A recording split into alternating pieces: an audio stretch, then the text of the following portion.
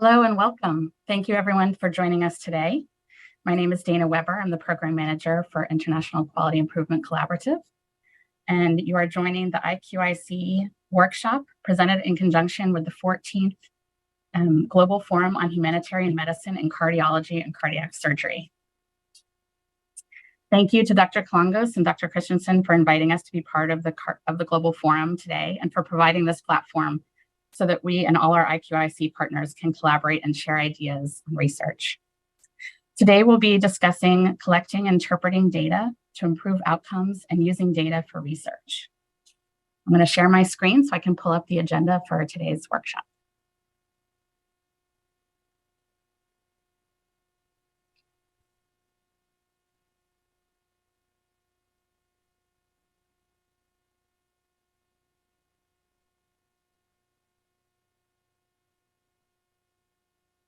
There we go. So we have several wonderful presenters today. We'll begin with Dr. Kathy Jenkins, who will give us an update on IQIC. Then we'll move into discussing collecting and interpreting data to improve outcomes, where Dr. Jenkins will present the surgical data that all our partners received for their benchmarking reports for 2022 data. And Dr. Babar Hassan will present the catheterization data for 2022. Then we'll have a presentation from our global partner, Global Arch, from their executive director, Kate Doherty-Schmeck. And then in the second half of our program, we'll move into using data for research, where we'll hear from 3 of our partners and how they're using IQIC data for research. We'll hear from National Heart Hospital in Sofia, Bulgaria, and they'll talk about reducing average ventilation time in the pediatric cardiac intensive care unit. We'll hear from the National Institute of Heart Disease in Karachi, Pakistan, where they'll be discussing a descriptive analysis of factors associated with poor outcomes after congenital heart surgery in low resource settings using IQIC registry. And we'll hear from Amrita Institute of Medical Science in Kochi, India, where they'll discuss trends in infections and empiric antibiotic use. Following the research from our partners, we'll hear from Dr. Liesl Zulka, who will moderate a session on research and innovation in IQIC, works in progress. At the end of the session today, we'll have time for a question and answer period. And due to some limitations in technology and privacy considerations, what we're hoping to do for the Q&A is if anyone has any questions, please email the International Quality Improvement Collaborative email, and the email address is internationalqi@childrens.harvard.edu, shown at the bottom of your screen. Send us an email and we'll keep all the questions for the end of the session, and we'll present all of the questions to the presenters and we can have some discussion that way. We'll show this email periodically throughout our session today in case you need a reminder. And with that, I will turn it over to Dr. Kathy Jenkins, who will give us an update. Wonderful, thank you. Dana, I think if you stop sharing, I think I can share. Okay. We'll get used to it, I'm sure. Mhm. Oh,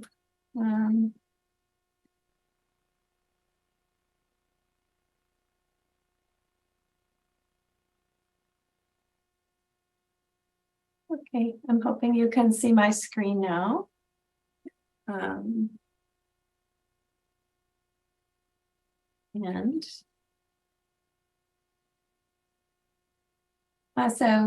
Thanks, Dana, for that wonderful introduction and reviewing just the agenda for today. I'm really excited that we're really focusing on research and using the data from IQIC in various ways. But what I wanted to do first was to just give you all an update, an overall update on behalf of the collaborative. And just to remind everyone, I know some people probably are new, what IQIC is. It's the International Quality Improvement Collaborative for Congenital Heart Disease, improving care in low and middle income countries. And it's a quality improvement collaborative, with a data registry. And we have an overall vision to work together in a collaborative way around the world to create a culture of safety and quality of care with an overall mission of reducing mortality and major complications for congenital heart disease, especially in low resource settings. This is just a map. It's grown organically over time. Many of you know that we've introduced the catheterization registry. We'll hear a little bit more about that today of, where in the world the sites are that are part of the IQIC collaborative. And the registry, continues to expand as of, really a few months ago. We have over 160,000 cases in the surgical registry of congenital heart disease surgeries in low and middle income countries. And in a really exciting way, the catheterization registry, which is very new, is also starting to get more and more information about what's going on with catheterizations in IQIC sites around the world.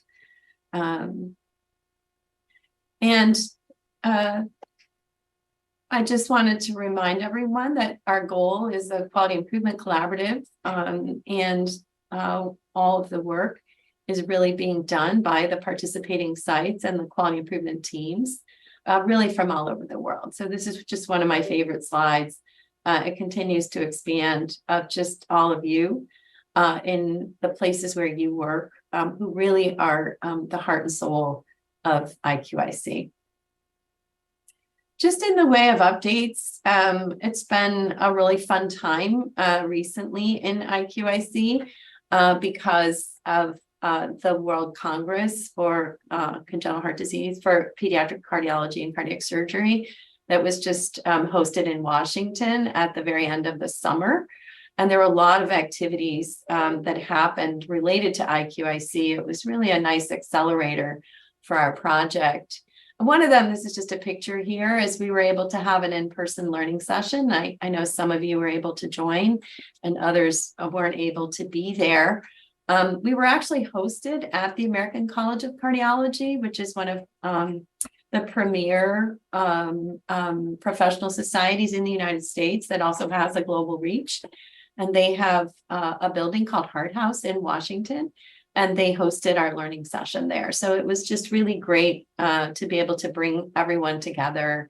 And we were very just grateful for how well we were hosted by the ACC. There also was really a fantastic amount of global advocacy going on that was organized by some of our partners in IQIC, but also a group that led the advocacy efforts at the World Congress. And we were really pleased that IQIC was included. There was something called the Global Advocacy Village. And this is our table that was part of the village that Dana and Paige put together. And it was really a way for really anyone who was interested to go and get more information just about IQIC. And one of the just really interesting things that connected the work that we're doing here in IQIC with this real global advocacy reach is just this recognition that data is incredibly important to empower advocacy efforts. On this slide here, I'll just say that many of you are aware and probably have read the case for the invisible child that was put together by Children's Heart Link a few years ago. Well, one of the really fantastic things that happened at the World Congress for Pediatric Cardiology and Cardiac Surgery was the document, and sort of the essence of the document was embodied in this call to action document about ways to globally address the burden, the unmet needs and burden of congenital heart disease around the world and pediatric heart disease. And you still can sign the call to action if you haven't already done so. But a ton of momentum really happened at the World Congress to kind of foster a movement towards global equity for cure for congenital heart disease. And some really important meetings happened, and the data from IQIC was able to be leveraged. We actually took data, two different, I just on this slide show two really important findings that we actually were able to share with USAID. I wasn't part of that meeting, but the World Bank, I was part of that meeting. And one is a study being done by a Harvard Medical student, Rachel Wittenberg, that basically shows that in recent years, for perhaps one of the more simple heart diseases, ASD surgery, that outcomes in the low and middle income countries that are part of IQIC are completely equivalent to what we're seeing in the United States. And there was another presentation, this was actually part of the World Congress presentations, about the cardiac catheterization data. It was presented by Fatima Ali, who works with Dr. Babar Hassan in Pakistan. And the data showed that the adverse event rates for cardiac catheterization in low resource settings are actually better than they are in the United States, which is really amazing.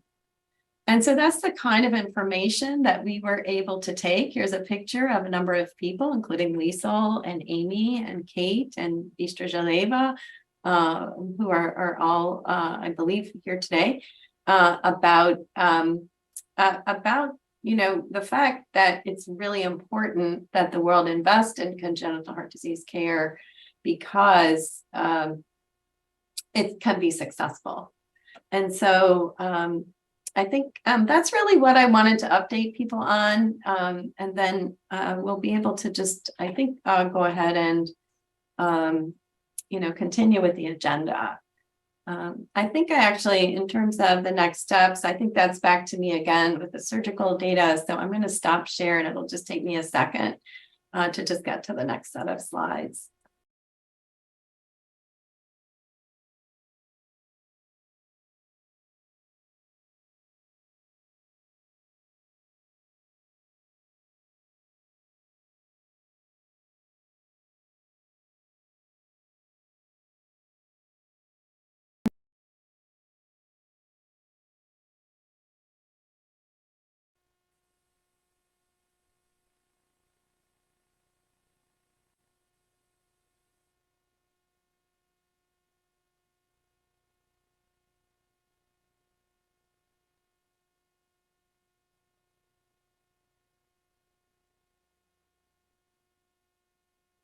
Okay, I hope that's okay. And you can see those now. That looks good.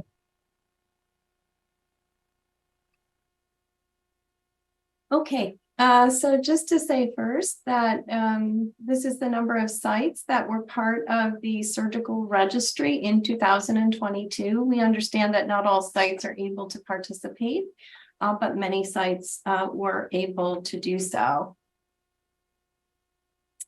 And just to remind everyone, about the importance of the audit. I know that that's been hard for people to sometimes even participate in, but we do audit the results. We actually, at the World Congress, we gave some awards to some centers that had really nearly perfect data results, which is really hard to do.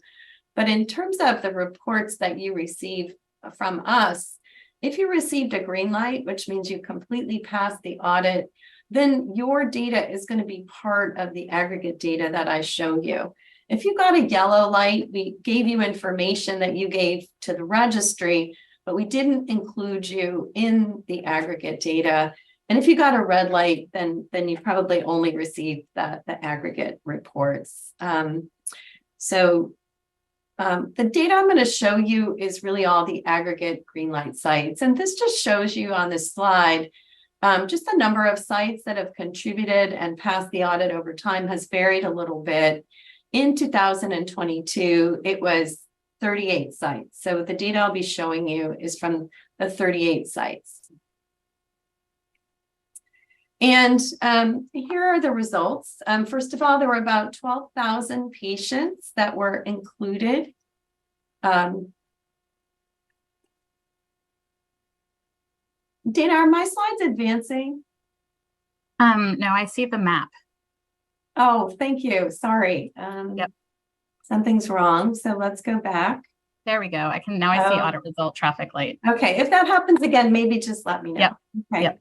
Yeah. Thank you. Sorry, everyone. My apologies.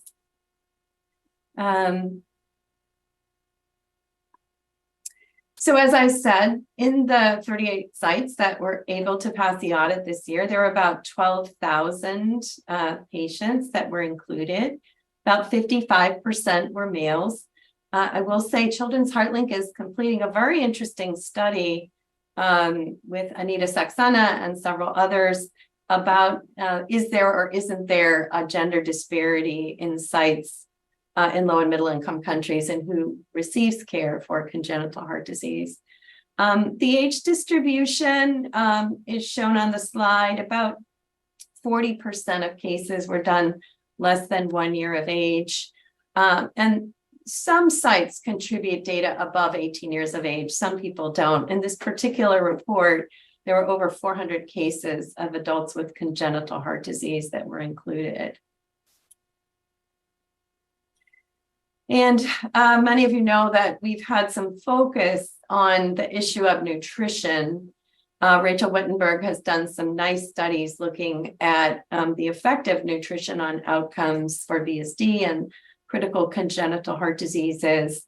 In this particular data set, as always, we find a very large number of children being operated on in low and middle and low resource settings in IQIC, almost 60%, based on the WHO criteria, are undernourished.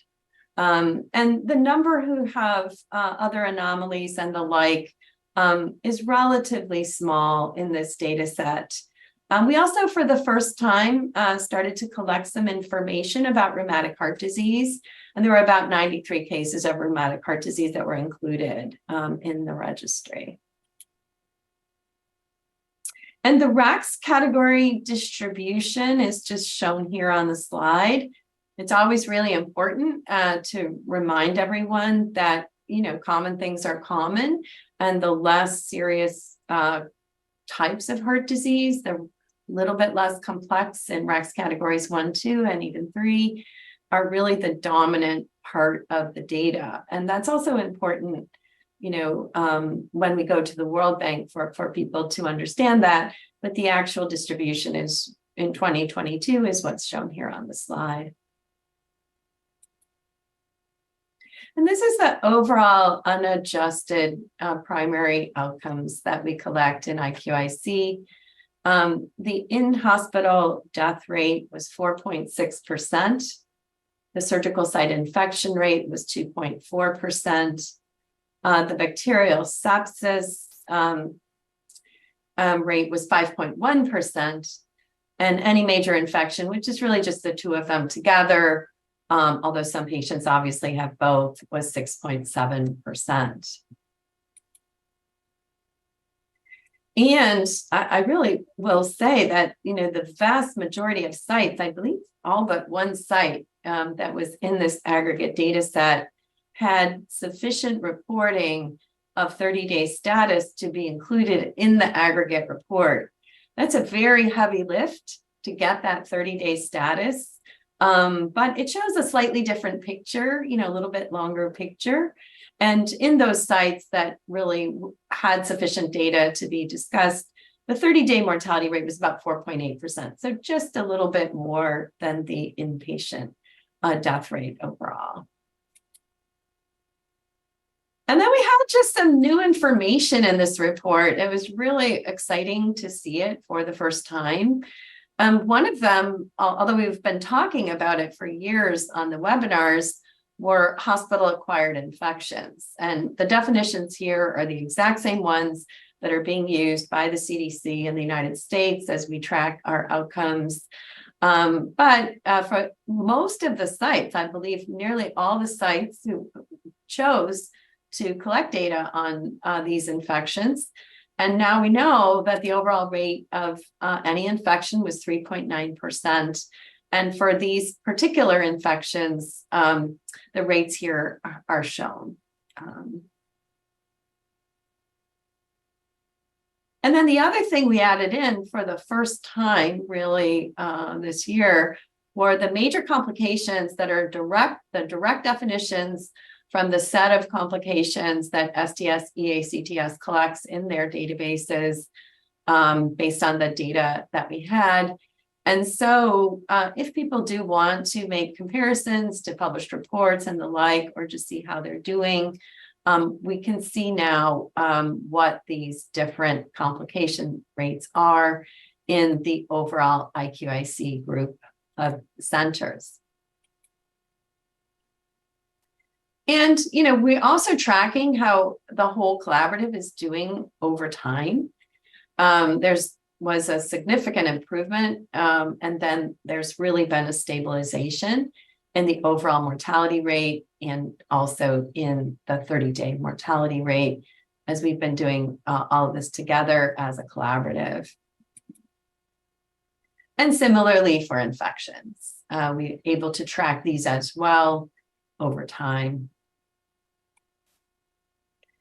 But of course, the unadjusted outcomes don't tell the whole story, because anywhere in any data set, anywhere of congenital heart disease patients, we know that there's a lot of variation in the risk for death or the risk for infection based on the types of patients who are undergoing surgery. And so we also have, as you know, thought a lot about risk adjustment. And we also just track whether or not the case mix has changed over time in the IQIC. And this is just the slide. It's sometimes hard to see it, but there's been just a slight trend towards a little bit more difficult, more complex case mix over time, and just a slight trend in the numbers of newborns, although a little bit less dramatic changes in terms of the age ranges. And we also track the mortality rate by the category. The rates for each of the categories are shown here on this slide. Just looking at the overall mortality rate. So just as an example, the overall mortality rate for RACS category 2 was 3.4%. And for RACS category 3 was 6.8% in 2022. And when we put all that together, all the differences in case mix, what we're using right now as the lens for risk adjustment is a very stable baseline. This is the RACS model using the RACS, different RACS factors that was done with IQIC data from 2016 to 2020. So there are about, I believe it's about 67,000 or 68,000 cases that were included in that model. So we're, in a sense, comparing the current results to the results overall in the collaborative over this 5-year period of time.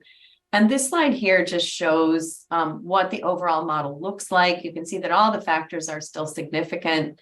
The one factor that has changed a little bit over time is multiple cardiac procedures, where it's actually a protective factor a little bit in the more recent data sets than in the past. But probably the more important issue is just to see what the odds ratios are for each of the categories and for the different age groups. So for example, the credit, so to speak, for the additional risk that the model gives for a RACS category 2 case is 2.6. The odds is 2.6 higher than a RACS category 1 case. In the centers that do category 5 and 6 cases, which is only a few centers, the credit is much higher. It's 45 times almost higher. It's really an odds ratio. Similarly, and you get an additional adjustment in risk based on age. And so for neonates, that's 3.7. And for children less than 1 year, it's 2.1 compared to older children. And then this is always a little bit confusing, so I just want to show it here so we can talk about it so it's less confusing, hopefully. We also just do an analysis, and you'll see this in your report, of just the 22 data. So that's a much less stable. It's only 1 year of data, but it is the most current data. And so you can see in some parts of the report what things look like compared to everyone else in 22, but you can also see in a more stable way changes over time using that 5-year model that I showed you previously. And so this is just using that 5-year model, what the whole collaborative standardized mortality ratios look like over time. And there was this significant improvement and then this real nice stabilization of the SMRs in the collaborative overall. And just to remind everyone what a standardized mortality ratio is, or we call it SMR, it's mathematically equivalent to an adjusted mortality rate. There's sort of two ways of looking at the same thing. We've tended to use the SMR, but the way that SMR is calculated is that the numerator is whatever any site's or the whole collaborative's mortality rate was, just how many kids died versus how many kids were operated on. The more complex number is the denominator, the expected mortality rate. And that's taking into account all of those loading factors that we looked at in the model, all of those weightings that we saw in the coefficients, and then calculating if based on the overall case mix, what the expected mortality rate would be. And then the observed over the expected is the SMR. If it's less than 1, it means better than the average performance. If it's greater than 1, it means worse than the average. We usually put a 95% confidence limit around that. So we can also tell, is it statistically the same or different based on that 95% confidence limit. And we did the same thing for infections. So I won't go into this in detail, but we probably all know that the more complex cases tend to have a higher risk of infection. And even though the RACS categories were not designed to look at infection, they do work reasonably well. So for example, the overall infection rate in 22 in RACS category 2 was 5.3%. And we do a similar model. The models still have never quite stabilized, so we don't really have what we call like a definite tried and true model for infection.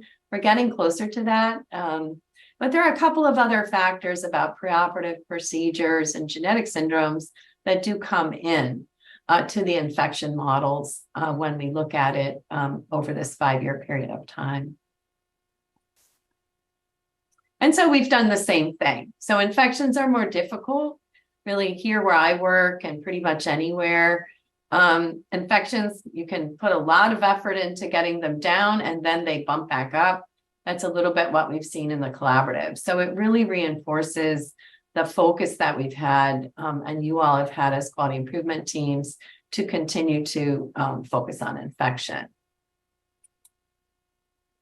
And then just to say that you have received your comparison reports. And if you got a green light, you got or a yellow, well, a green light, you've gotten a full-on comparison.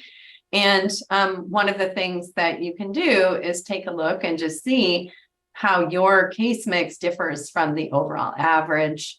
This is just one site that Hannah Page selected for us to take a look at. And the tables, it's usually shown both in a bar graph and in a table, so you can look at it either way. But this particular site, for example, has more patients who have a genetic syndrome than the overall average in the IQIC. And we also show how your data looks by risk category. This is sometimes just, a little bit simpler. This particular site, did just a little bit more in RACS category 3 than the overall collaborative, but the differences here are relatively small. And then we show you your unadjusted mortality rates and infection rates. This particular unadjusted analysis makes it look as if this site has better mortality than average. And worse infection than average. But at this point, it's hard to have any thoughts about it because it's not risk adjusted. And so it's a little easier to take a look here, although, as we all know, the numbers can get small, just to see what the mortality rate looks like compared to the aggregate. In category 4, the mortality is a little higher, but in category 3, it's much lower in this particular site. And then we put all that together. In this case, the unadjusted story was similar to the adjusted story. This particular site had an overall SMR of 0.45. And you can see, though, I'm going to guess this site might have had a little bit smaller case mix because the confidence limits around that are wide. So even though it looks like a very low number, it's not really statistically different than average. And the other thing that we can do for this site, and this would have been part of this report, is show how this particular site is doing compared to themselves over time.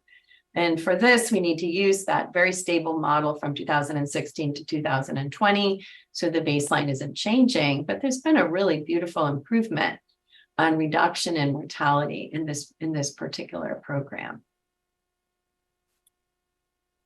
And so that's really what I wanted to show. I think I'm good. We're going to move on, and I just need to go back so I can stop sharing and turn this over. I think to Dana, who's going to show. I think Dr. Hassan is here. He may want to say hello, but I think his presentation is recorded.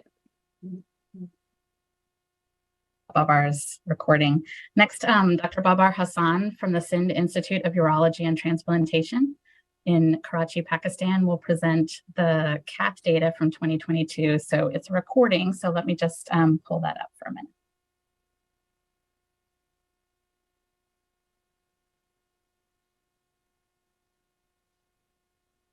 So I thank the organizers for giving me the opportunity to present at this conference. Over the next 15 minutes, I'll talk about the IQIC cardiac catheterization registry and its evolution, the need for the IQIC cardiac catheterization reports, and then how does one interpret the site-specific IQIC cardiac catheterization reports and use it for quality improvement initiatives. So just to kind of give you a little bit of the evolution of the cardiac catheterization, the IQIC registry for cardiac surgery was launched in 2007. And after its success, the leadership decided to create a similar kind of a collaborative registry for the congenital cardiac catheterization. There was a lot of learning that was used or incorporated from a very mature cardiac catheterization registry housed at Boston, known as the Congenital Cardiac Catheterization Project Outcomes C3PO Collaborative. So using a lot of their experience, we helped in streamlining the variables, harmonizing the data of the IQIC registry. And then we actually used the web-based data entry user-friendly portal that was available for the C3PO and developed the IQIC registry onto that portal. And that has helped us in really creating a very user-friendly registry portal for the IQIC congenital cardiac catheterization. There are around 74 sites in 27 countries that are enrolled onto the IQIC, and some of them are on both the registries, the surgical and the catheterization, and some of them are on either the cath or the surgical registry. Staying kind of within the framework of the overarching framework of the International Quality Improvement Collaborative, we use a key driver. Similarly, kind of staying within that framework, we use a key driver diagram based quality improvement strategy in the cardiac cath registry, also with the aim of optimizing cardiac catheterization outcomes, efficacy, and safety. The three key drivers being the safe peri-procedural practices, procedural optimization, and team-based practices. And then the change strategies are designed around in order to influence these key drivers. The way the collaborative learning is achieved, it is through design, through education. And so the curriculum of this the educational curriculum is designed to address the key drivers. A webinar-based remote teaching mode is used to educate around these and to deliver these educational curriculums. And then there are multiple in-person learning sessions that have happened in multiple countries, tagged with some of the major conferences where a lot of the education around these key drivers, change strategies are delivered. The other way in which the collaborative learning is achieved is by the IQIC cardiac catheterization report. The IQIC cardiac catheterization report has data, the cumulative data of all the sites that have entered data onto the IQIC cardiac catheterization registry and have passed their audits. So that cumulative data is what is in the report. And along with that, site-specific data is also present. And this is data around patient and procedural characteristics, outcomes like severe adverse events and high severity adverse events, resource allocations, and then also radiation data that is being done in the cath lab. The cath report is indexed in this form. So it basically has initially the IQIC aggregate result. Again, this is the cumulative result of all the sites that have entered data and have passed the audit. And it basically has patient characteristics, procedural resources, outcomes, adverse events by predict category case types. And I'll go into some of these details, and then procedural efficacy.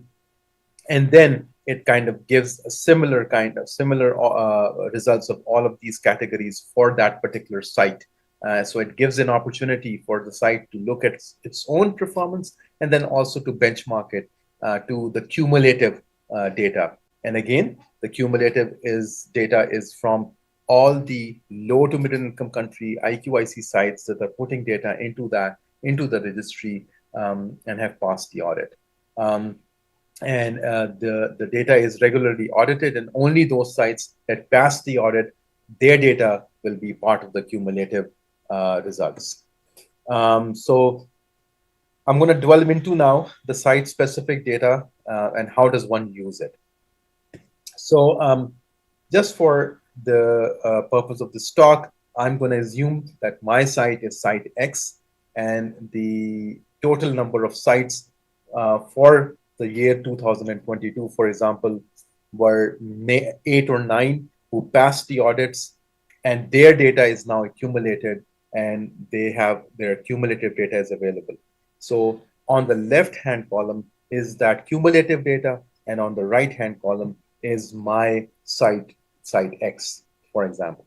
So the IQIC aggregate had the total number of cases done in 2022 was 1,661 cases were done cumulatively in those 8 sites that cleared the audit and put data into the registry.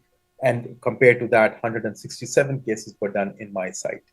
So if I compare the age breakdown, as you can see, one thing that I can observe is that more than 19 years of patient more than 19 years of age, 5% were being done in the aggregate versus my site did not do any that were more than 19 years of age. Similarly, if you look at something known as the pre-procedural cardiac status, this is, and I'll go over some of this, what it means, but the higher the cardiac status, the more there is a chance or there may be a risk of having adverse event in the cath lab. So as you can see, that my site did 30% cases that were in pre-procedural cardiac status 3 versus 13% in the aggregate. for the biventricle patients, and for single ventricle, similarly, my side did 26% who were in risk in pre-procedural cardiac status 3 compared to 18% in the aggregate. Now, how does one categorize? This is one way, this is for example, the single ventricle patients. So these are different things that one will have clinically available before the CAT that one will then use to categorize their patient into these physiological categories. So, for example, if somebody who's a single ventricle has a saturation of less than 70% done on pulse oximeter, for example, they will fall into the category 3, versus those who have a saturation of more than 80, have normal PA pressures, and have none or mild AV valve regurg on echo, will fall into risk category 1. So the higher the category, and there's a higher possibility of adverse events in the cath lab. The hemodynamic vulnerability score, as you can see, and I'll go into what this is, but in my site, for example, 4% of my cases had more than 3 of hemodynamic vulnerability score compared to 8% in the aggregate. And how is this hemodynamic vulnerability score achieved? It is basically achieved based on the numbers, the CAT numbers, hemodynamics, and the saturation data that you are getting during the CAT. So, for example, if somebody had an abnormal mixed venous saturation for a biventricle and single ventricle, there are different cutoffs, had also an abnormal PA pressure and an abnormal QPD-QS, their hemodynamic vulnerability score will come out to be 4. So the higher the hemodynamic vulnerability score, the higher the risk of adverse events happening in adverse event level 4 and 5 happening in the cath lab. So this is, again, a comparison, procedural characteristic comparison that you can do also. And if you can see, predict 3T case types, risk category 1 and 2 were the predominant ones that were being done in my sites. For example, site X, as I said, site X, we are assuming site X is my site. So 43% were done, which were risk category 1 compared to 25% in the aggregate. 26% was risk category 2 compared to 43% in the aggregate. And risk category 5, for example, my site did only 1% compared to 9% in the aggregate. So I'm doing slightly lower risk cases compared to the aggregate IQIC sites. And so what is the predict risk categories? So the type of procedure that is done based on the risk of adverse events that can happen in the cath lab. They are divided into these different risk categories. And you can see the lower the risk, the lower the risk category, the lower the risk of adverse events. Similarly, one gets radiation data also available. And as you can see, radiation exposure category 1 types of cases, and I'll show you how that is defined, had a median of 29 DAP per kilogram or microgyrides per meter square per kilogram radiation compared to 21 in the site. So I had a higher radiation, median radiation for these cases compared to the aggregate. And again, it gives you an opportunity to identify areas for improvement by looking at your own performance and also looking at how the aggregate is doing. These are the different categories. So, for example, the atrial and ASD or a PDA stent is a low risk, low radiation exposure or radiation exposure category 1 type of case. And transcatheter pulmonic valve, for example, is a high radiation exposure or a radiation exposure category 3 type of a case.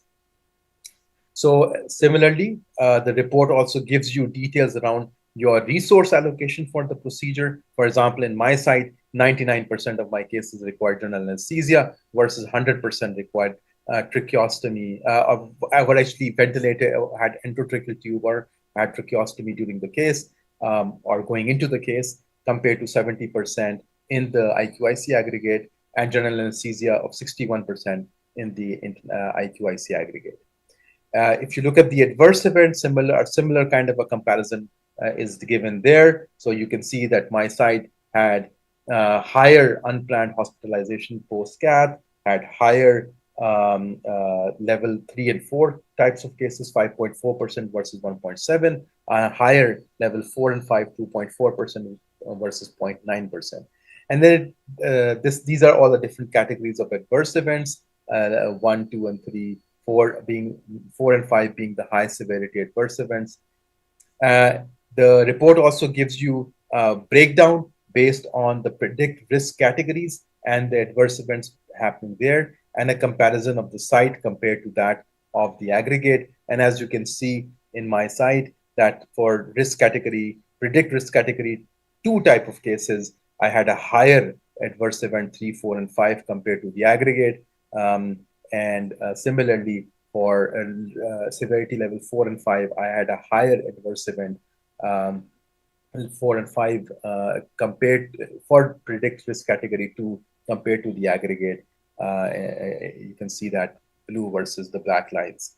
And then the report also gives you the site's performance over years. So you can see that for predict risk category type 2 of cases, my adverse event level 3 and 4 and 5 have actually gone up compared to 2019. I went up in 2021 and higher in 2022. So again, gives you an opportunity to really intervene and make sure that quality improvement strategies are driven based on that. And then it gives you a breakdown on which procedure those adverse events are happening. Procedural efficacy is a composite variable that combines technical success with adverse event. So this report is given for 5 procedures: ASD closure, PDA closure, coarctation, dilation, stenting, aortic valve dilation, and pulmonic valve dilation. And then, as you can see, for ideal, for example, you have to meet all of these criteria. For inadequate, even one of those criteria will make you inadequate. But the report will give you breakdown on, for those particular 5 cases, how many of your cases that you did were in optimal procedural efficacy, were adequate, and were inadequate. Again, giving you an opportunity to intervene and improve. So in conclusion, IQIC report provides cumulative audited data. Site-specific data can be compared to the cumulative data, and it may be used for quality improvement initiatives. Thank you very much for this opportunity.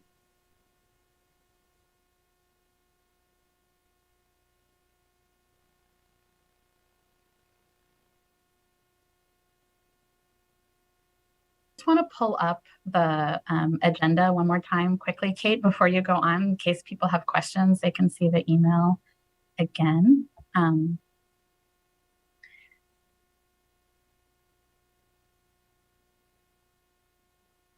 everyone see that? So right now, we'll introduce Kate Daugherty-Schmeck. She's the Executive Director for Global Arch. And I just want everyone to remind everyone of the email. If you have any questions, please send them to our IQIC email at internationalqi@childrens.harvard.edu. All right, Kate, take it away.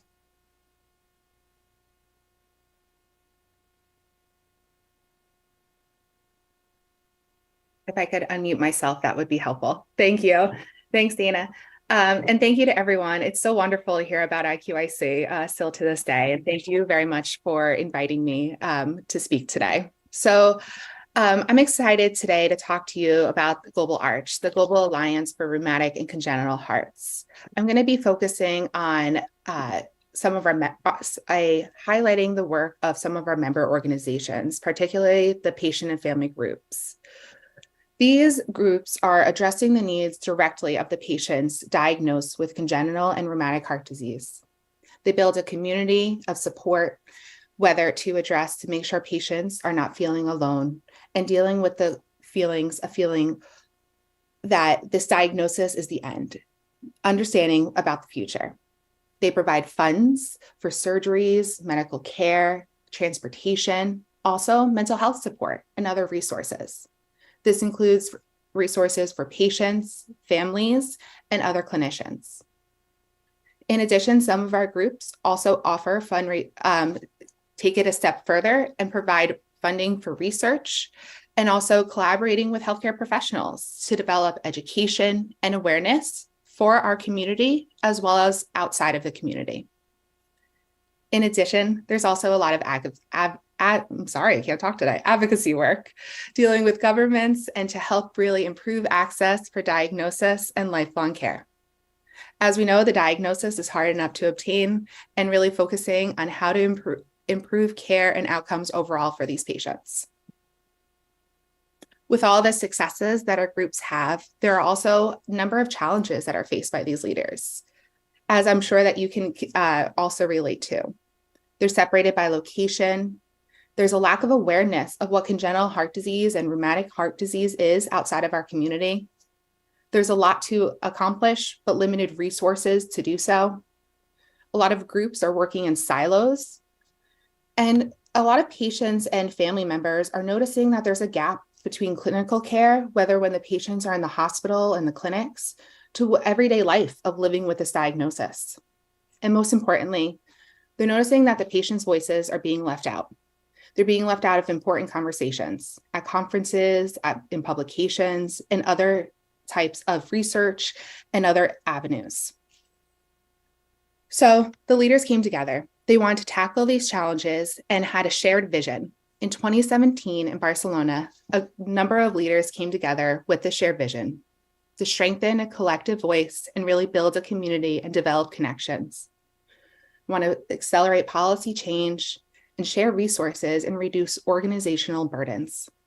And most importantly, they wanted to empower patient and family-led organizations and transform outcomes for congenital heart disease and rheumatic heart disease patients.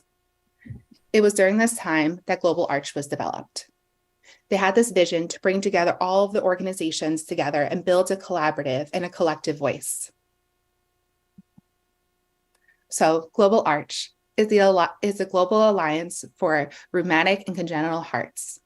We're a community of groups from around the world who focus on improving care for congenital and rheumatic heart disease patients. We have a vision that every person affected by childhood onset heart problems will receive the lifelong care they need to live life unlimited by their disease. Our mission is to improve worldwide lifelong outcomes in childhood onset heart disease through empowering patient and family organizations. Our community brings together 86 organizations from 43 countries, including over 60 patient and family groups. As you can see on this map, there's a large majority of these groups are located in low and middle income countries, and membership to participate in Global Arch is free. There are no costs. You probably know many of these groups, and if you don't, I would love to connect you with them as well. Our organization is led by an international board of directors who guide our strategic growth, and these include patients, families, and other experts. And we also seek to collaborate with our global experts on our advisory board who provide input. A number of these members are here today.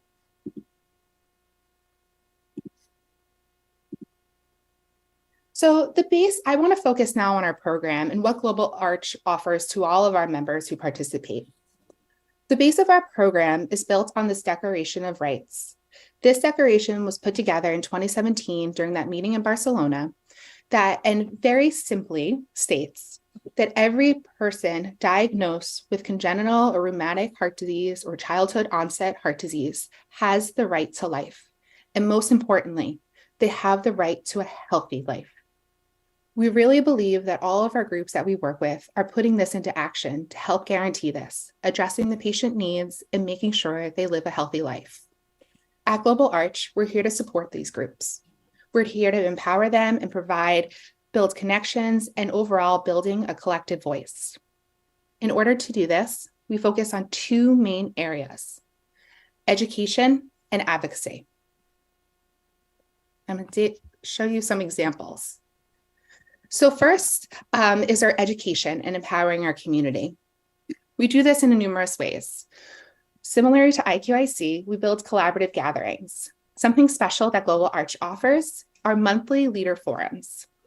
This is an informal gathering where leaders from groups from around the world come together to share their experiences, share their challenges and their successes, and really have a chance to meet one another and share and just to talk. A lot of our groups have shared with me that that these leader forums make them feel they're not alone. They felt that they were losing a battle to really improve care and for these patients and for their family members. And that these leader forums help to really build the connections for them and how to address certain items moving forward. In addition to this, we have some informal communications, such as a WhatsApp group, to continue communication off these formal chats. We also offer trainings and mentorships, as well as more formal educational webinars.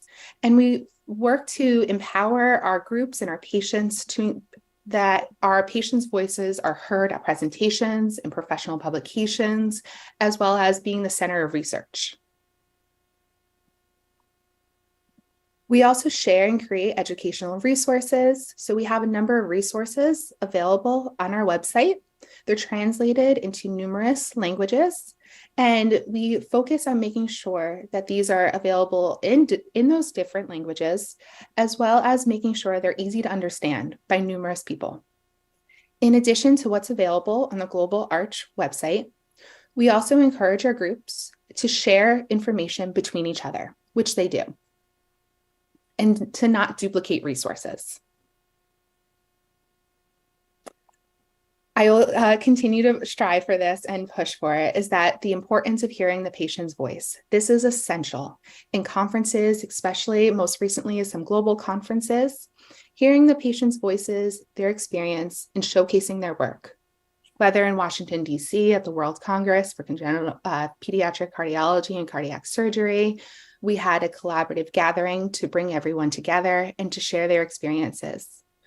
We also had the ability to present their work and to identify opportunities for collaboration with the healthcare professionals. In addition, there was poster presentations by our groups and the Global Village, as Dr. Jenkins mentioned. One key thing I want to point out here is that on the bottom of the screen, you'll see a picture of one of our groups from Croatia who had a poster showcasing their work, their patient and family support group in Croatia. And they actually had embassy representatives from Croatia come to see their work. So we really like to showcase our organizations and really help build the connections.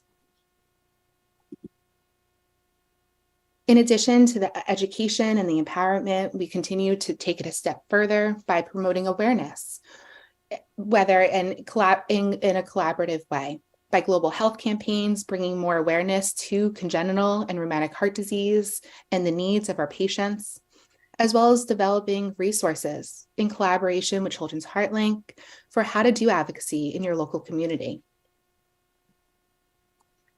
We take this all together to really build a stronger and collective voice. I really truly believe that we're stronger together and that we bring by having different representatives really helps to strengthen the message. We most recently, as Dr. Jenkins mentions, we're at the World Bank, USAID, and also the United Nations. We included patients to make sure that those who are directly impacted by congenital and rheumatic heart disease were at the table. With this, we also made sure to collaborate with other professionals to really build this partnership with the healthcare professionals and other experts in this field and strengthen that message. While there's a very big importance on global advocacy, as we all know, also advocacy in your local communities. Our groups are advocating with health ministries, governments, parliaments, hospitals, and clinics. And I want to highlight one of our youngest advocates in South Africa, who's at 8 years old, wrote a letter to the president of South Africa. She spoke about her experience and said that she had the right to a healthy life. She then met that president and continues to advocate for herself today. So after my time with IQIC, I really truly believe that collaboration makes us stronger, sharing experiences and coming together. And that more action seen when you partner together. And I'm really excited to take this to the next level with Global Arch, that partnering closely with healthcare professionals, public health experts, data, patients, that collaboration can be transformational. So I urge you to take action. I urge you to collaborate with patient and family organizations. And if you don't know any, please reach out to us or help identify patient and family leaders. Involve patients in research, publications, and conferences. Bring patients together and offer support groups. We have an upcoming webinar on December 1st, which will highlight how patients are feeling with stigma and how it impacts their mental and physical health. We'll offer a patient panel, and we really urge you to participate, and I can follow up with more information. Also, I want to urge you to connect with Global Arch. Please reach out to me. I would love to learn how we can collaborate with you and best support you in your work. I think patients and family organizations are a hidden resource, and that we can really move forward, improve outcomes by coming together. And I lastly just want to highlight and ask for your help. I ask you to sign on to our Declaration of Rights, which states that all patients diagnosed with congenital and rheumatic heart disease have the right to a healthy life. Dr. Jenkins mentioned this earlier, but our call to action. Endorse our call to action, which focuses on addressing the global burden of pediatric and congenital heart disease. Both are available on the Global Arch website, and they're also linked here. And thank you. Thank you, Dr. Jenkins and Dana, the IQIC team, the Global Forum, and to all of you. Please let me know if you have any questions.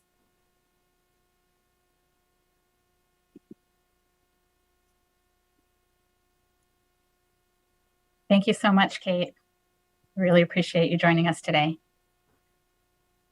So for the second half of our program today, we'll be discussing using data for research. And we have 3 partners who have used data to conduct studies with IQIC data. I'm going to turn the mic over to Dr. Kathy Jenkins and Dr. Liesl Zulke, who's from our partner, University of Cape Town in South Africa. Liesl?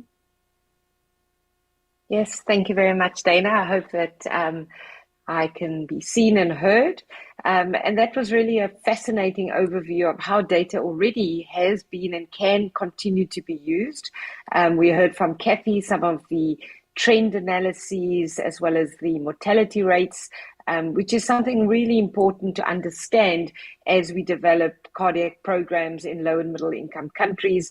And then the next phase of this, which is the interventional review from Baba Hassan, and then putting them all together in a way, Global Arch, where we link the medical and surgical outcomes with longer term life outcomes in terms of our patient and family groups. So that was a lovely start to hopefully some of these conversations.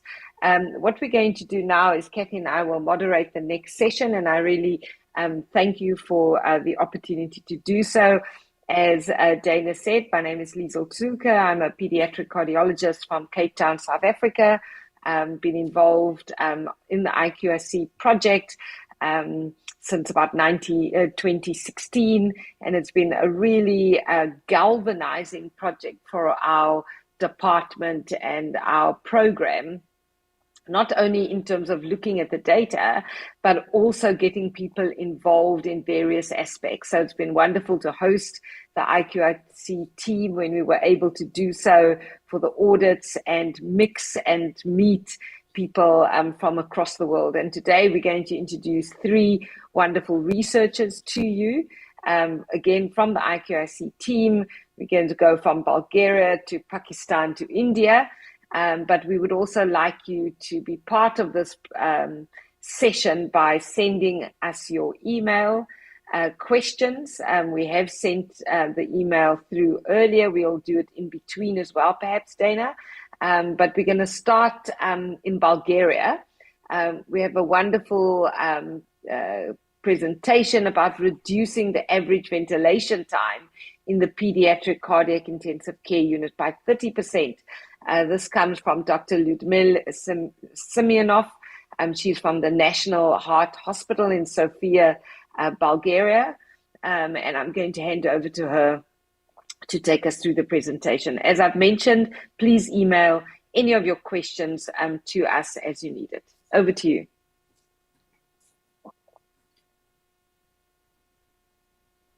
Dr. Simeonov is a gentleman, not a lady, but lovely to see you. Thank you very much. Good afternoon. thank you to the organizers for this opportunity. Can everybody hear me? So that, yeah, okay. Let me just put up my screen. Yeah, is it okay? Yeah, okay. So again, thank you for this wonderful opportunity. Really grateful to present our work, reducing average ventilation time in our ICU. I would like to acknowledge all of the physicians who participated in this project and the IQAC for providing the necessary tools to implement such a project in the working place. National Cardiology Hospital is the only hospital in the country, in Bulgaria, that has an operative program for congenital heart diseases. Annually, around 900 patients are hospitalized in the pediatric cardiology department. It's the volume program was around 250, but it's reducing over the years, so it's around 200 now. We identified the following gap. The concept of early extubation has been present in adult cardiac surgeries, where it has become widely adopted. On the other hand, the pediatric cardiac surgical population is quite distinct from the adult cohort, where experience with early extubation is less well described. There is considerable variation across studies in defining early extubation, and awakening and spontaneous breathing trials are important components of developing such a strategy. Back then, in our center, there was no established pediatric guideline for extubation readiness, which endangered our patients to prolonged mechanical ventilation and the associated high risks of complications. This is a flow chart of the study process where the area of improvement was identified. So in the red sections, you can see that there is this critical point where the attending physician starts reading, and it's up to the discretion of the attending physician to extubate the patient. So we decided to change this by implementing a standardized approach, which was much needed in our institution. This is a key driver diagram with the main aim of reducing the average ventilation time from 68 to 48 hours by the 1st of November. And the primary drivers are implementing an early extubation strategy and acquiring a multidisciplinary effort. We decided to include in the early extubation strategy a ventilator weaning protocol, strict inclusion-exclusion criteria, an effective sedation protocol in the ICU, and an increased use of non-invasive ventilation, while effective nurse protocols were implemented in the multidisciplinary effort and an effective anesthetic protocol in the OR. Some of the measurement definitions: early extubation was described as ventilation time less than 12 hours after arrival in the pediatric intensive care unit. The vasoactive inotropic score proposed by Vernovsky was used, and the outcomes are early extubation failure, which was defined as the rate of reintubation, early or in-hospital mortality, ICU stay, and respiratory morbidity was defined as presence of pulmonary infiltrates or atelectasis on chest X-rays. Data collection started during June. So 8 patients. We had 6 patients during the first week of June, where 3 patients had prolonged mechanical ventilation.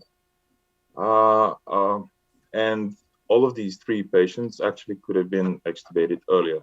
So we decided to proceed with further data collection. Our team consisted of 6 ICU physicians, as we mentioned earlier. The data collection started during the 1st of June. There was no standardized method for assessing patients' readiness prior to daily spontaneous breathing trial protocol implementation. The protocol was implemented in September 2018. The initial idea was to compare data between pre and post-intervention period. The intervention period marks the protocol implementation. We excluded newborns, patients with preoperative ventilation, delayed sternal closures, and the diseases such as ASDs and PDAs, since they're routinely extubated. in the early hours of their post-operative stay. This is how our protocol looks like. It consists of 3 phases. The first phase, if you pass the first phase, you get to the preparation phase. Then you need the following requirements, and you go to the trial phase. And you have 2 scenarios. You either fail the DSBT due to the following perspectives, or you pass the DSBT during this and you get extubated. Series of plan, do, study, act cycles were run. The first PDSA cycle looked for if early extubation will lead to improved outcomes. So during this PDSA cycle plan 1, early extubated patients had less complex surgery, ventilation time, and needed inotropic support. PDSA cycle plan 2 was an extension of the first PDSA cycle, where we found that there was statistical significance in surgery complexity, CPB and aortic cross clamp time, inotropic scores, ventilation time, and ICU length of stay. But there was a need for a more standardized approach. So we decided to engage stakeholders by acquiring drop-in educational sessions.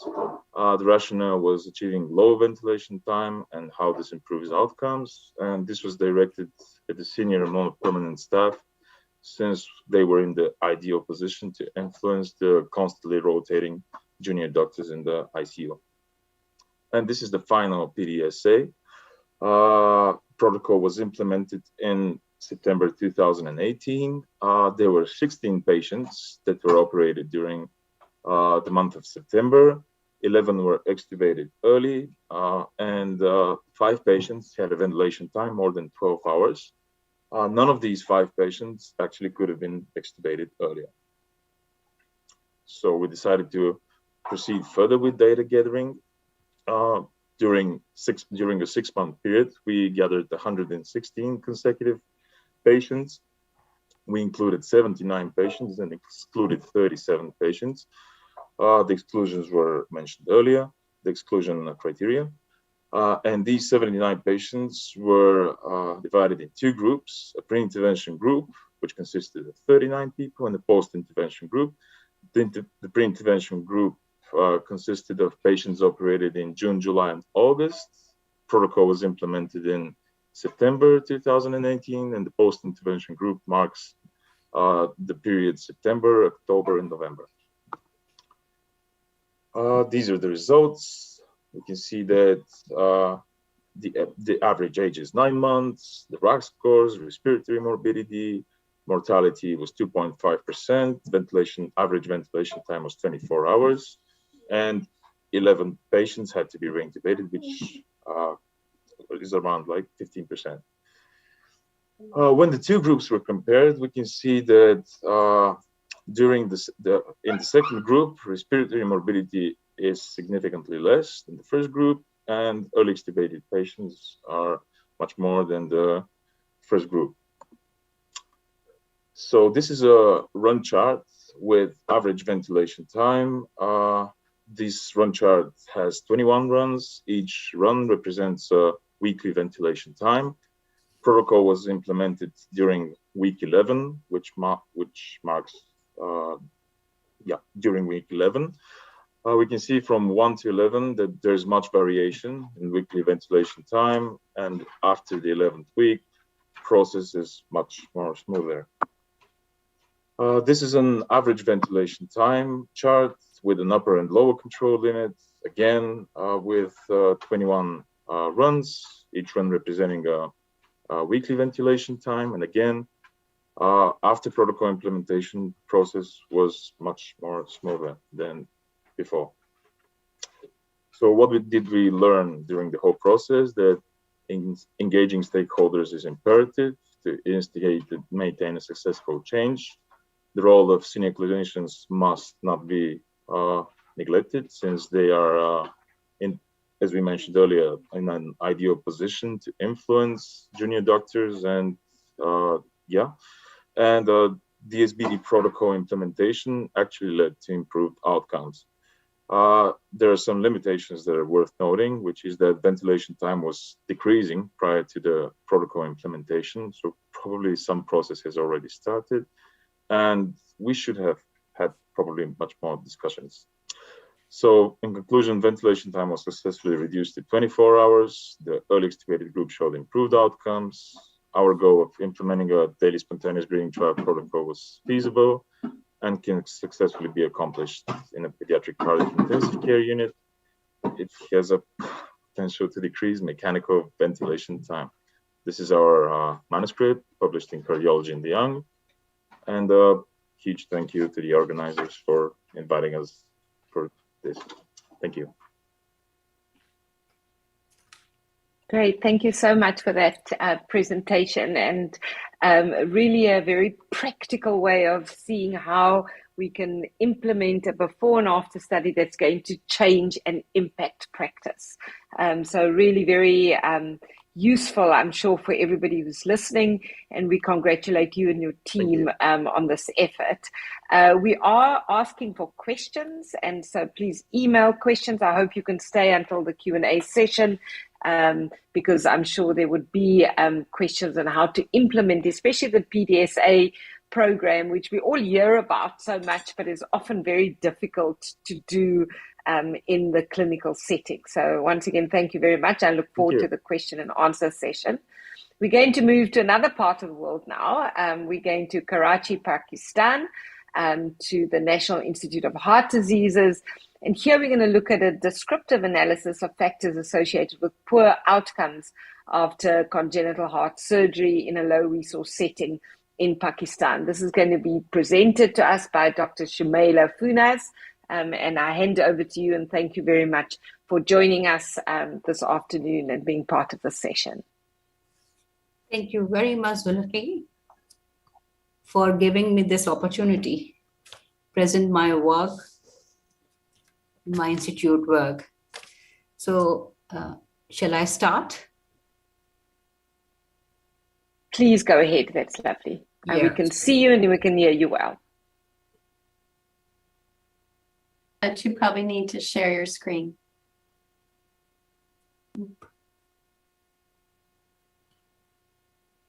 Can you see my screen?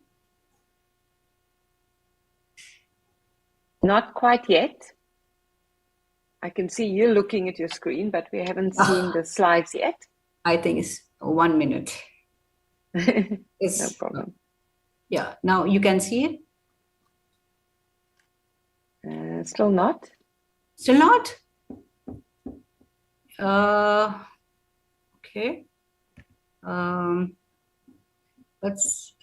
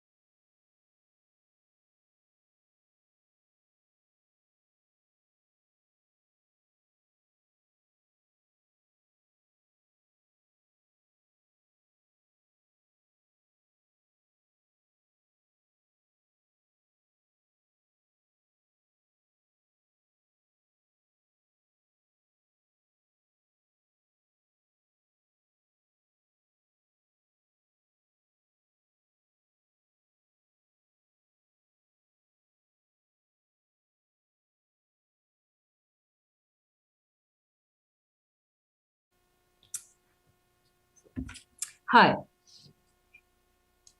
So, okay, start. This is Shumaila Funaz from National Institute of Cardiovascular Diseases, Karachi, Pakistan. NICVT is the public sector hospital in Karachi, where patients' care are free of cost, and around every year 800 patients coming from all over the Pakistan and cardiology clinic, and they will also follow with the cardiac surgery. So today my topic is descriptive analysis of factors associated with poor outcomes after congenital heart surgery in low resources setting in Pakistan, insight from the IQIC registry. So my objective is to do this study is to assess the international quality improvement collaborative single-site data from a developing country in order to identify trends in outcomes and factors associated with poor outcomes. Setting is National Institute of Cardiovascular Diseases, Karachi, Pakistan. The key outcome measures were preoperative procedure, demographics data, as well as surgical complications and outcomes using multivariable logistic regression, and identify the risk factors for mortality, bacterial sepsis, especially 30-day mortality. So this is the distribution table of demographics. Overall, 3,367 patients enrolled in IQIC registry. And most of them are in childhood between 31 days to less than 1 year. Infancy is 0.2%. 31 days to less than 1 year were 14.8%. Teenagers or and less than 18 years, 82.8%. Majority were male, is 59.4%. And the in most of them in genetic syndrome 0.9%. On the preoperative conditions were 0.5% was balloon atriosepectomy. In childhood, 31 days to less than 1 year childhood, in neonates, 0.6%.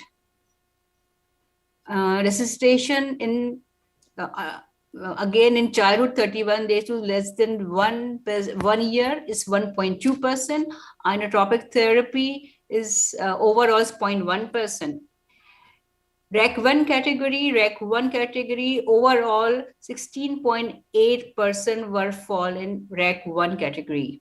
And most of them are infancies less than 30 days, which would be 33.3%. In REC2, 58%. Are again infancy 33.3%, childhood 53.3%, and teenage 59%.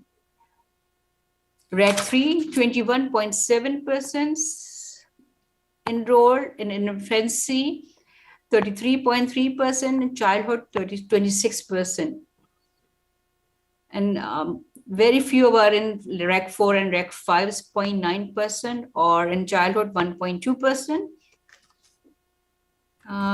So the complication, infections, and outcomes after surgical procedure, overall patients 3,367 patients enrolled from 2017 till 2022. So the open chest were 6.4%. 33.3% were infant, neonates 5.4%, and teenage 6.7%. In hospital death, quite very high, 6.7% in hospital death. In neonates, in 13.1%.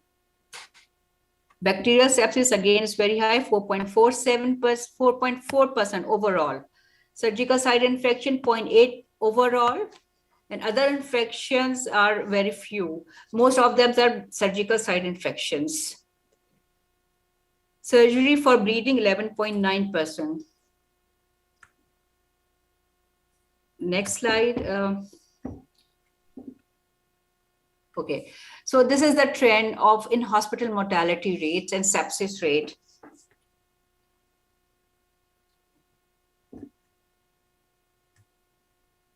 I'm sorry, this is some distraction.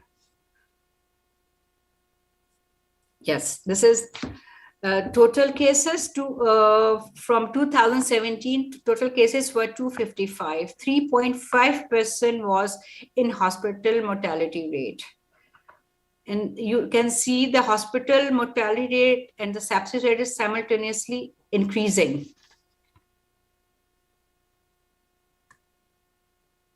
REC 1 in hospital mortality 4.6, REC 2 is 6.6, REC 3 8.3, and the REC 4 is 13.5. In hospital, mortality rate is obviously very high.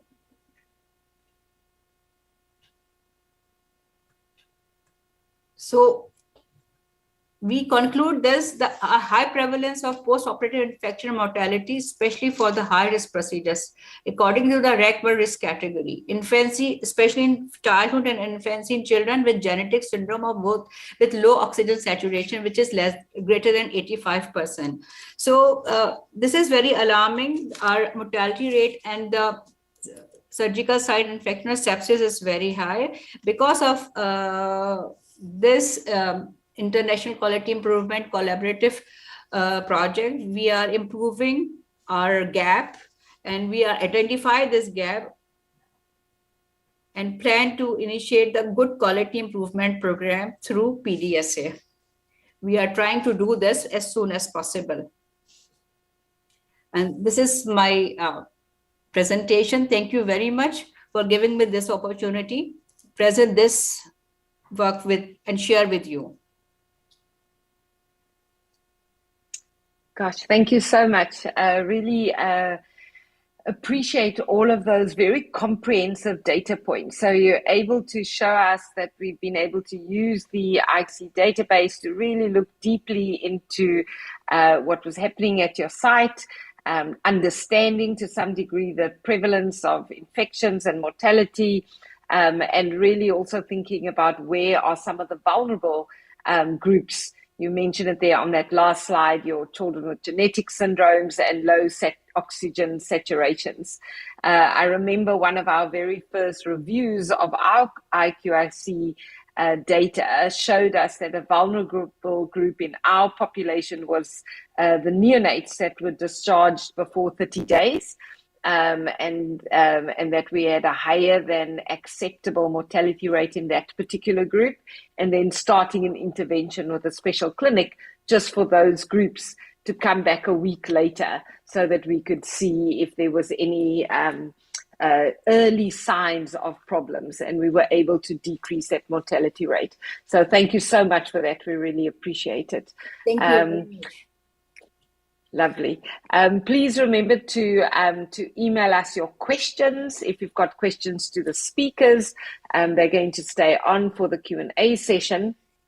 I'm looking at our time. We're still in plenty of time, so we can have a lovely presentation now. We're turning to our next country. This is from Amrita Medical Institute of Medical Sciences. I was very honored to visit there I think just for a few days in 2012, and I think anybody who goes to visit that unit will be greatly inspired by the work that has happened there and the change in the unit over years. And that unit has also just become not only a center of excellence under the leadership of KK Kumar, but also has started their own foundation. So really wonderful to hear of the work there.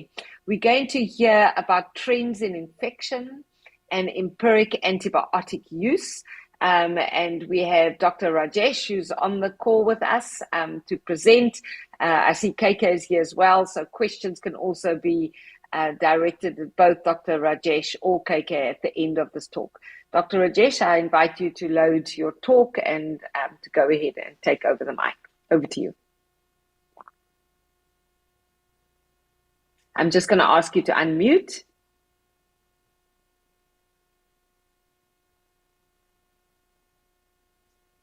Thank you. Very good evening, everyone. Thank you for your lovely words about the program as well as the institute. At the offset, I would like to thank the organizers as well as Dr. RKK, our chief of the team, for giving me an opportunity. So as you all are aware, with advancement in the last decade in the diagnostic ability, the surgical precision, as well as good postoperative care. For our future journey, the main hindrance that we are going to face is the occurrence of multi-drug resistant organisms. So as a first step, we try to do an audit to assess the trend in sepsis as well as the empirical antibiotic escalation pattern in our unit. So before coming to that, the existing literature shows that in the LMIC group, in comparison to the developed world, the incidence of sepsis is quite high. And the commonest pathogen, undoubtedly, it is the gram-negative bacilli in our population. And there is one more study published in Circulation in 2012. It is a multi-center collaboration, including 27 centers, where the author has proved that in LMIC, the incidence of bacterial sepsis is 5.5%.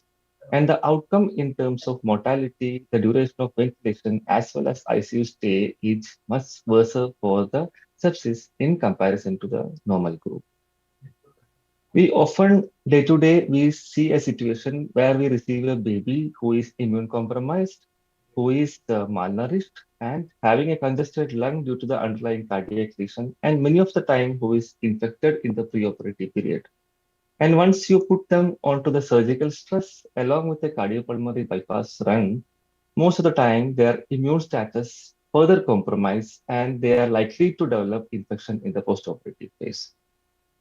To make the situation much worse, the systemic inflammatory response that is bound to happen in the postoperative period makes the routine biomarkers not reliable post following the cardiac surgery. And you know that the outcome with sepsis is going to be really bad. And to make the situation much more complex, the emotional trauma as well as the financial constraint that the parents has to bear will ultimately push us to start the broad spectrum antibiotic at the earliest. So this trend invariably will end up in developing multi-drug resistant strains in our unit. So to tackle that, to some extent, you can practice a stringent infection control measures with a backup ID team. And the same way, we have to keep a proper track of antibiotic escalation as well as the de-escalation. So to assess this, we conducted this audit over the span of 6 months from May 2023 to October. And in the study, we included 300 cohorts and we divided them into 3 groups. The control one are the ones where postoperatively there is no doubt about the infection, where we stop the antibiotics with the primary prophylaxis, that is cefuroxime in our unit. And the culture proven ones are the one where you have a suspicion based on the clinical as well as the laboratory parameters, where you send a culture and invariably within 2 to 3 days, the culture comes as positive and you escalate the antibiotic based on the sensitivity pattern. There is one more entity called as the presumed sepsis, where you have a high suspicion about the sepsis based on the clinical and laboratory parameters. But however, even after 96 hours, the culture doesn't grow anything, but you already ended up escalating the antibiotics.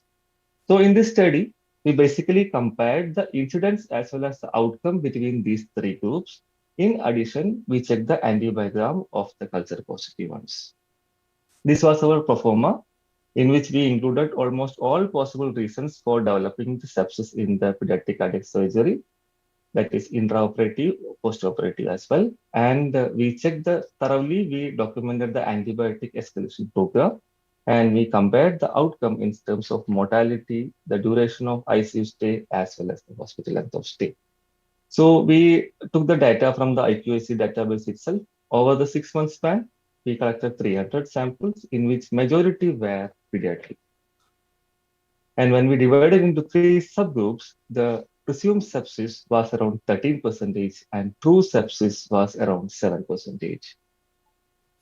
And when you compare the demographic variables, if you carefully see between the no infection and the presumed sepsis, this presumed sepsis mainly consists of the small units. And the duration of cardiopulmonary bypass run, that was also longer for presumed sepsis. So probably out of our worry for the small kids, on top of the systemic inflammatory response, may be the reason for showing them as falsely positive sepsis, thereby escalating our antibiotics. And if you see the rash scoring, the presumed sepsis mainly falls under 3 as well as 2, and the positive ones were in 4 and 3. And if you compare, as per the age group, culture positive mainly included neonates, and the presumed sepsis were mainly infants, and undoubtedly the normal ones were falling into pediatric group mainly. And we check the antibiotic escalation pattern. Always we start with the surgical prophylaxis, that is safer option.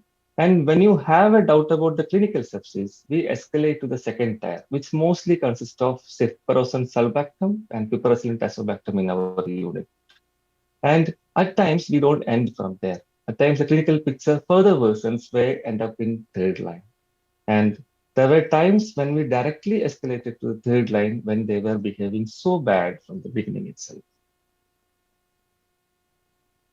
There are specific reasons for antibiotic escalations like the fever spikes, the low platelets, high total counts, CRP, and at times the low cardiac output behavior or respiratory symptoms.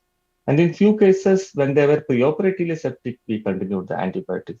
So if you see carefully, many of these indications are actually the ones where we can wait rather than escalating the antibiotics. So we have to put a real effort to bring it down. And if you closely watch the duration of antibiotic that we administered for presumed sepsis, whenever you have a doubt about sepsis, before starting the antibiotics, you tend to send a culture.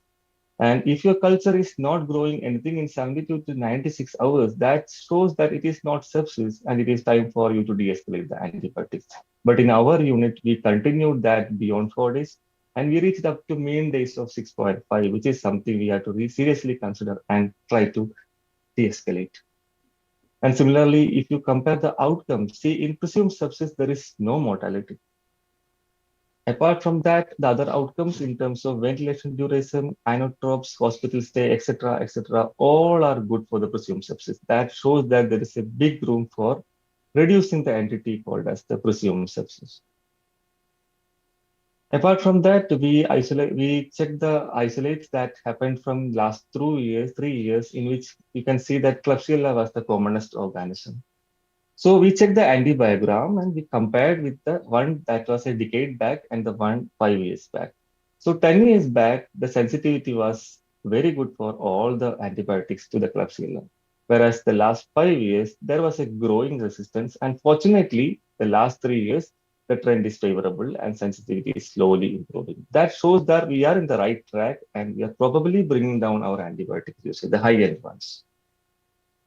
And this was a retrospective study with the same parameters we published in 2019. And in this, we included 437 patients.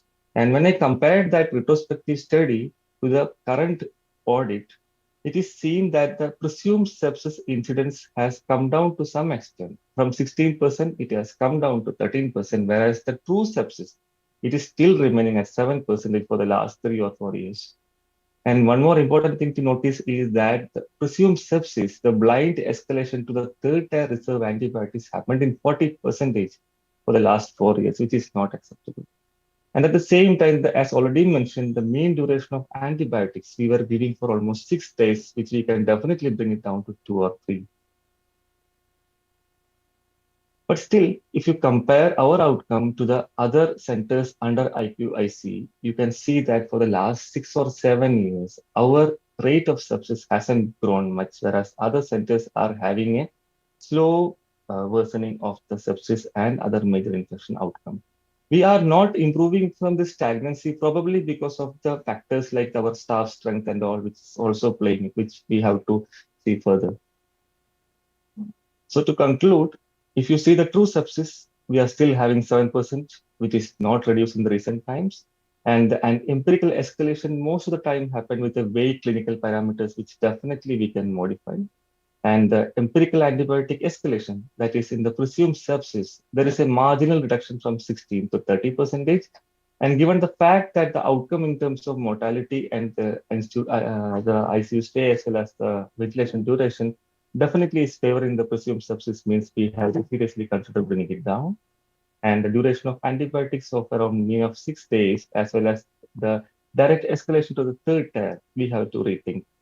So in short, we are on the right track, but still there is scope of improvement to really bring down the incidence of presumed sepsis, thereby reducing the antibiotic usage, will ultimately lead on to reduction of the multi-drug resistance in our unit. Thank you. Great. Another absolutely excellent talk from the team represented by Dr. Rajesh from Amrita in Cochin. And again, quite an interesting final comparison there with what's happening across all of the sites. We are very concerned in the world at the moment with antimicrobial resistance and the use of third line antibiotics in presumed sepsis. And it's very interesting that concept that you look a little bit different to the rest of the countries. And in a way, that's also something that a strength of the IQIC database to be able to show us these regional and even site-specific differences. I'm going to ask you to exit your presentation, and I'm going to hand over to my co-moderator. We're waiting for some questions from the audience, and I'm very honored to be co-moderating with Kathy, and so I'm going to hand over to her perhaps for a first question or two. Yes, well, first of all, thanks, Liesel, for co-moderating this with me. And as I said earlier, I'm just really excited to be really focused on some of the research and quality improvement research that people are doing, with the IQIC data. And it's always it's so much work, right, to get all this data on your sides and on our side too. So it's wonderful to see it used. I would like to just ask, maybe starting with Dr. Simnioff. That was a beautiful, beautiful demonstration, world-class, of quality improvement research demonstrating the early extubation strategy. I have two questions for you.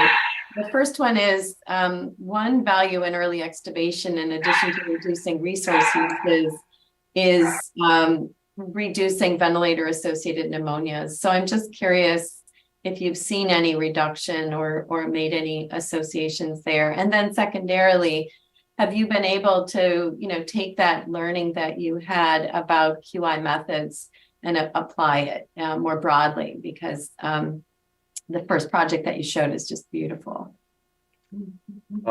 Thank you. So concerning ventilator-associated pneumonia, we were studying very short periods of time, 3 months from before and 3 months after that. So we didn't see any reduction. Actually, right now we are investigating on a 2-year period. So 2-year period before implementation of the protocol and 2-year period after protocol implementation. And it's going to be interesting to see what you mentioned. And secondly, this really helped us with the quality improvement and like broadening the area. So we're currently starting another project, which we hope that might step on the previous one. That's just wonderful. I think I'd also just maybe like to ask Rajesh, your center has really, first of all, I know you have a big focus on research, which is fantastic. And what you've been able to do is to leverage some of the learnings that you have in IQIC, but take it to the next level.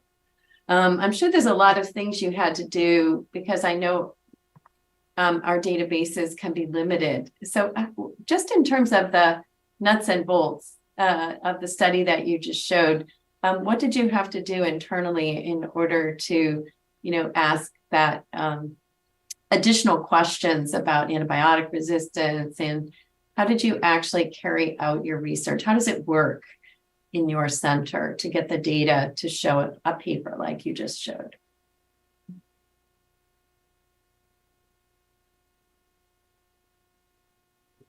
Rajesh, could you unmute? I think you're muted.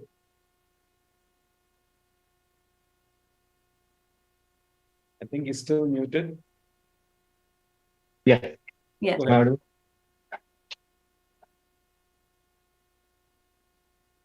Yeah. Do you, for example, do you have a separate database? Do you keep a research registry? Did you get IRB approval? Just what did you actually have to do? It's more about the how of it than the what you found is really my question for other centers that might want to go beyond the IQIC data. So apart from the IQIC data, we started prospectively collecting the data because we made a proper pro forma in which we started considering few more variables which was not there in the previous IQIC data. So that helped us to collect lot of variables in the postoperative period, which are likely to influence the outcome, which in fact is not there in the existing IQIC database. So that way we have implemented a couple of people in our ICU who on the day-to-day basis started collecting a lot of variables prospectively, and they are feeding onto the system, which will make us collect it for any analysis within no time. So, That's wonderful. Kathy, may I just jump in here because that's such an interesting thing in terms of the IQIC that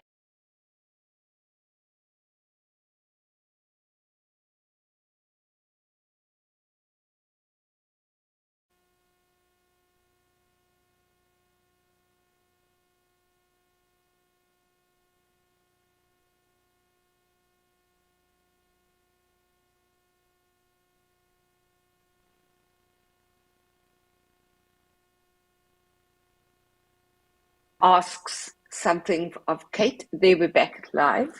Go ahead, Lisa. Or Kathy, do you want to start?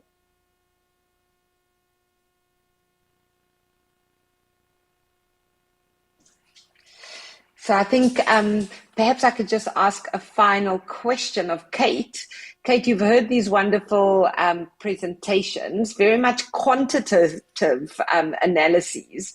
And from your side, perhaps a qualitative analysis would be quite interesting to understand some of the patient pathways and also to understand how patients and families view some of these data. Perhaps your sense from Global Arch and from the patient and family groups, how they felt about that? Absolutely. Thank you. So I think having the absolute joy of being part of IQIC as well for so long, being able to see the various partnerships and projects help to really identify areas where patients can be part of this discussion.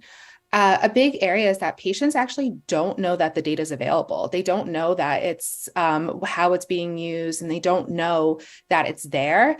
But I think that it could be also, sharing the data with them, the aggregate data and the reports would be really helpful for patients overall. In addition, is helping to partner with the patients on different quality improvement initiatives. At IQIC, we talked about hand washing, having the patients hold your team accountable for washing their hands, and different initiatives like that. I think there are many different opportunities for different partnerships that if you can identify some as a clinician, the clinical team, or reach out to us. We're happy to collaborate with you and to identify and how to incorporate the patients in your various works as well. That's fantastic, Kate. I'm going to wrap up now and pass back to Kathy to share some exciting news as we close this session. Over to you, Kathy. Yeah, wonderful. I do apologize for that AV glitch that we had there at the end, but we were having a really rich discussion about using the IQIC data. And what I would just like to do is to just announce, maybe here, I'm just going to share my screen, or Dana will, even better. Just a new initiative that we'll be having, and this was a beautiful launch. We're calling it Research and Innovation in IQIC Works in Progress. And the goal is to highlight research and innovation using IQIC data amongst our network in the collaborative and to learn from each other. And so what we're going to be doing is highlighting, just as we did today, different research presentations. And Liesl and I will be co-moderating that from our lens and background. And so any of you who are doing research, we've already heard from some people and are setting up our schedule. We would love to hear from you, and we'll give you a time frame. We're going to try to start this bi-monthly in January of 2024. And if you can show the next slide. This is just really back to that same place. If you're interested in presenting your research, you can reach out to Lisa or me directly, but you can also contact IQIC at our email address and just let us know about your research project. And hopefully we'll be able to find a time when we can all get together and just continue this important conversation. So thank you very much. I think with that, I can just end the session. And just to say to everyone, we're just thrilled to be here at the Global Forum meetings. Many of you may know that was the birthplace of IQIC. There's some fantastic sessions and talks that are going to be happening over the next several days. It's free. You have to register, but if you're not registered already, please do. And I will have the privilege of giving an overview talk on the whole collaborative just as part of that meeting, as well as there are many other wonderful talks. So thank you, everyone. And hopefully we will all see each other in person at some point. Great. Thank you so much to the Thank you, presenters. Thank you. Thank you so much for joining us.